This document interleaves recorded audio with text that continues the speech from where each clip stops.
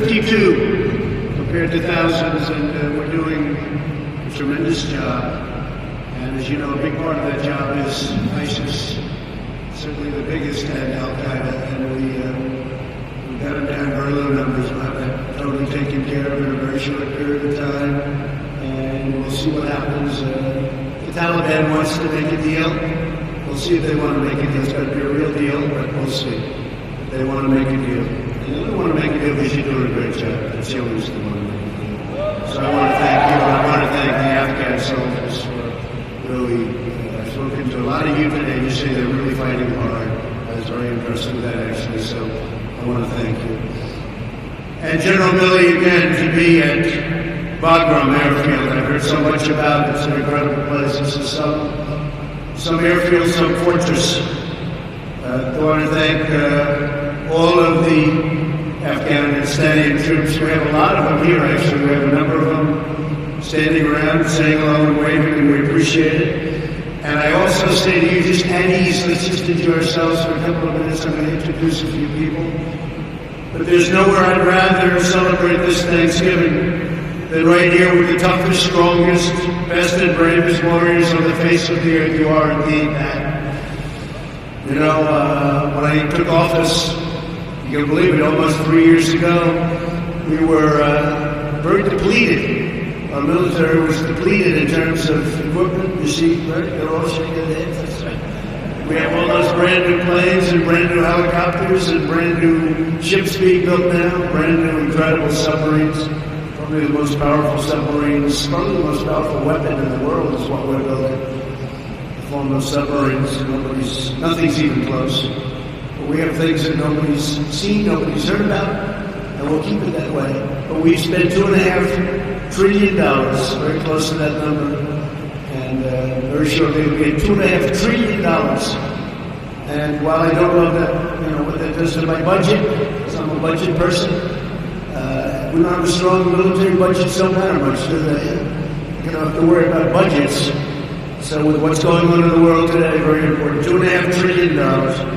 And nobody beats our great Army, Navy, Air Force, Coast Guard, Marines, and we think soon we're going to be adding a thing called space. You know about that, right?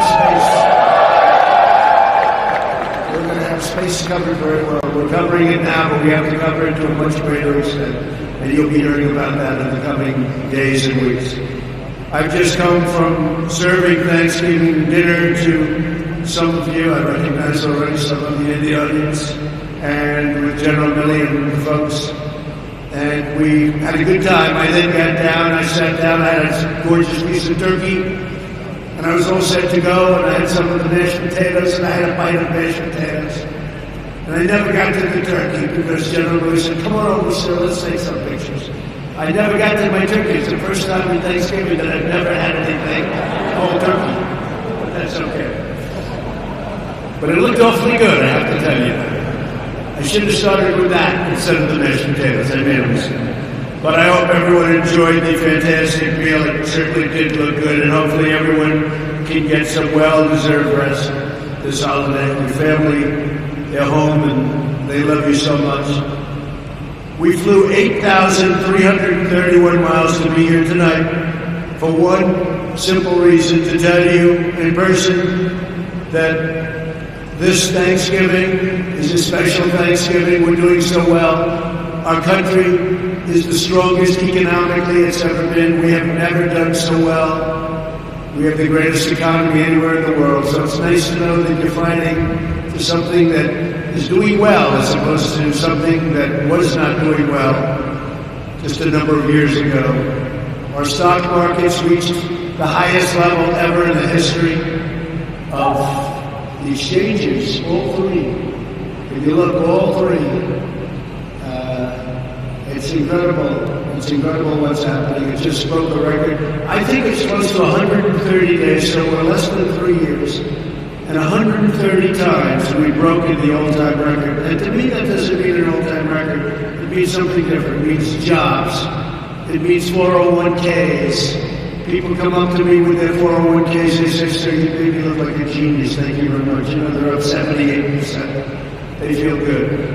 So I would just want to say that we thank God for your help and all of the things that you've done. You are very special people, and you don't even know how much the people of our country love and respect you, and they do.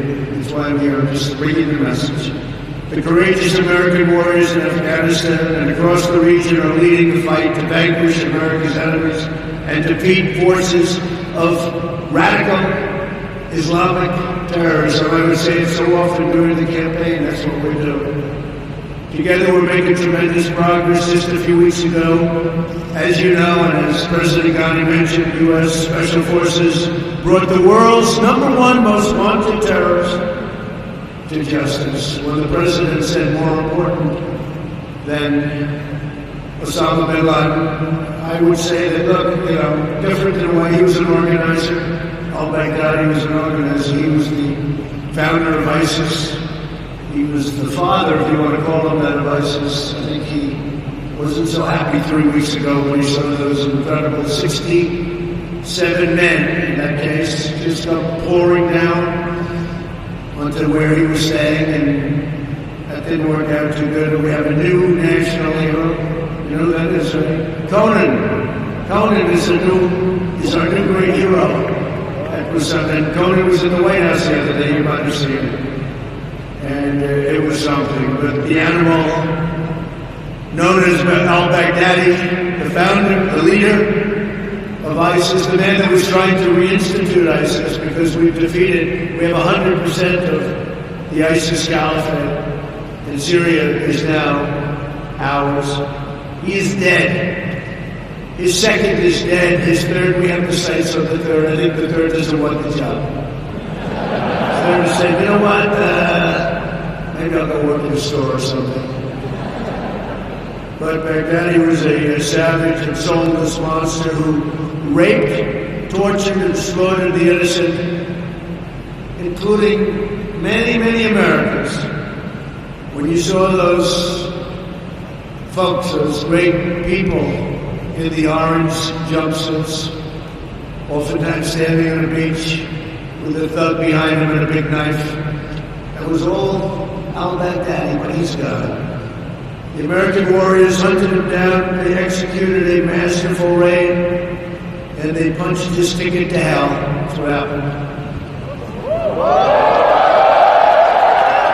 Shortly after we got Baghdadi, we focused on some other elements in the area, and we also started leaving the area because it's secure, but we didn't leave it totally. We kept the oil. Makes sense, right? I've been saying for a long time, keep the oil. I hate to say it. I used to say it with a place called Iraq too. Keep the oil. They didn't listen to me. I was a civilian. They didn't listen. Now they have to listen. But we kept the oil. And we kept it, and we can help the Kurds, we can help our partners, we can have it developed. That's where they got their wealth, that's where they got their money, we kept it. So we'll go back in when we have to as it arises, but 100%. We have thousands of prisoners. We'd like Europe to take those prisoners.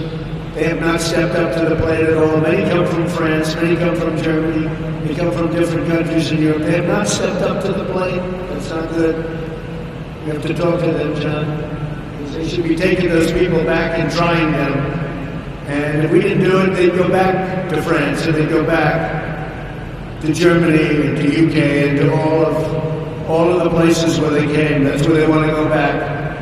And they should take them. Weeks ago, we also announced that the forces are coming back. They're coming back home. We're reducing over here, but because of technology and all of the things that we have, we're able to reduce in Afghanistan, very substantially actually reduce, and do even more devastating attacks on the enemy.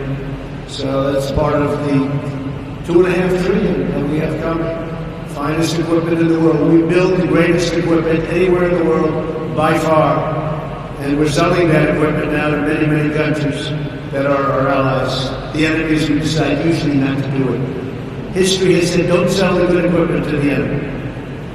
Our message to the bloodthirsty terrorists is clear. You will not escape your wretched fate because the long reach and the really awesome power of the United States military is unstoppable. We have the most powerful military in the world by far. There's nobody close, and we're going to keep it that way. We're going to keep it that way. This evening, as millions of families sit down at their dinner tables back home, they'll be saying a prayer for the men and women serving our nation in Afghanistan and deployed all around the globe.